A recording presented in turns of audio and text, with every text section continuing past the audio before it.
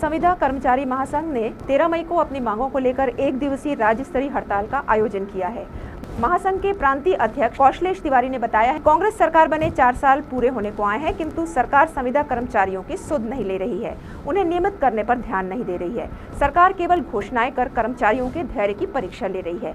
सरकार द्वारा कई समितियों का गठन किया गया है, पर जमीनी स्तर पर संविदा कर्मचारियों के लिए सरकार ने कोई भी बड़ा कदम नहीं उठाया है। इसे लेकर संविदा कर्मचारियों में भारी असंतोष है और इसी वजह से वे बार बार आंदोलन करने को मजबूर हो रहे हैं। आपको बता दें कि वर्तमान में महात्मा गांधी नरेगा के 12,000 से अधिक कर्मचारी नियमितीकरण की मांग को लेकर लगभग 1.5 महीने से आंदोलनरत हैं और प्रदेश में मनरेगा के अंतर्गत काम पूरी तरह से बंद है और इससे जहां एक और मजदूर वर्ग आर्थिक रूप से प्रभावित हो रहा है, उन्हें हानि पहुंच रही है, वहीं राज्य सरकार भी इस मामले का निवारण करने में असफल रही है।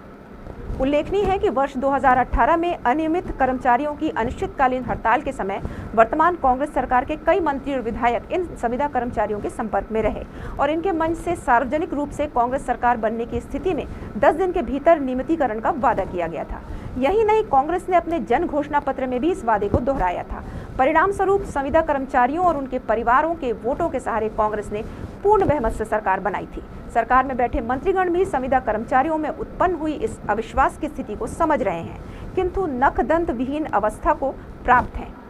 स्वास्थ्य मंत्री टीएस सिंहदेव ने भी कुछ दिन पूर्व स्वीकारा कि यदि कर्मचारियों की यह मांग पूरी नहीं होती है, जिसका वादा भी था, तो आगामी चुनाव के समय वे कर्मचारियों के सामने मुंह नहीं दिखा पाएंगे।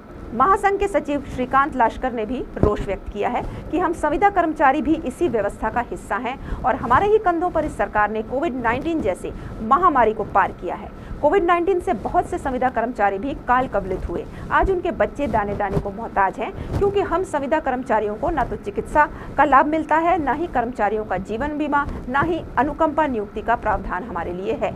ऐसी स्थिति में किसी संविदा कर्मचारी के असामयिक निधन अथवा गंभीर रूप से बीमार पड़ने पर उसके परिवार को किसी प्रकार की सरकारी सहायता नहीं मिल पाती है। यह अमानवीय स्थिति है और सभ्य समाज के लिए निहायत ही शर्म का विषय है कि उनके बीच का एक बड़ा तबका इस प्रकार की हालातों में सेवा दे रहा है।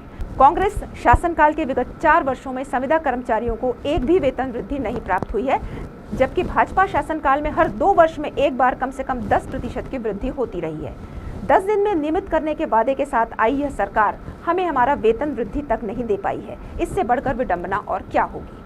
महासंघ के अध्यक्ष कौशलेश तिवारी ने कहा कि फिलहाल तो हम सरकार को चेतावनी के रूप में सिर्फ 1 दिन की हड़ताल पर जा रहे हैं, किंतु यदि सरकार ने हमारी नहीं सुनी तो मजबूरन हमें अनिश्चितकालीन हड़ताल के लिए जाना पड़ेगा और इसमें हमारा साथ देने के लिए कई सामाजिक संगठनों के साथ साथ हमारे नियमित कर्मचारी भाई बहन भी तैयार हैं। सरकार को आने वाले दिनों में एक गंभीर और लंबे संघर्ष को देखने के लिए खुद को तैयार करना पड़ेगा।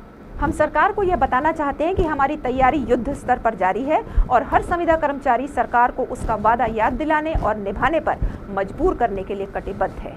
अभी तक के लिए बस इतना ही। आगे की खबरों के लिए आप जुड़े रहिए आरजे न्यूज़ के साथ। नमस्कार। कर्मचारियों के लिए नियमितीकरण का वादा किया गया है।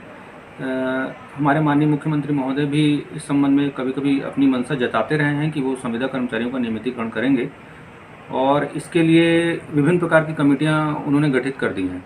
यह हम सभी के लिए बड़ी विडंबना है कि वर्ष 2019 में भी एक कमेटी का गठन हुआ, वर्ष 2020 में राष्ट्रीय स्वास्थ्य मिशन के लिए भी एक कमेटी का गठन हुआ और अभी मनरेगा के साथी जो हमारे हड़ताल में हैं उनके लिए भी कमेटी का गठन हो गया है।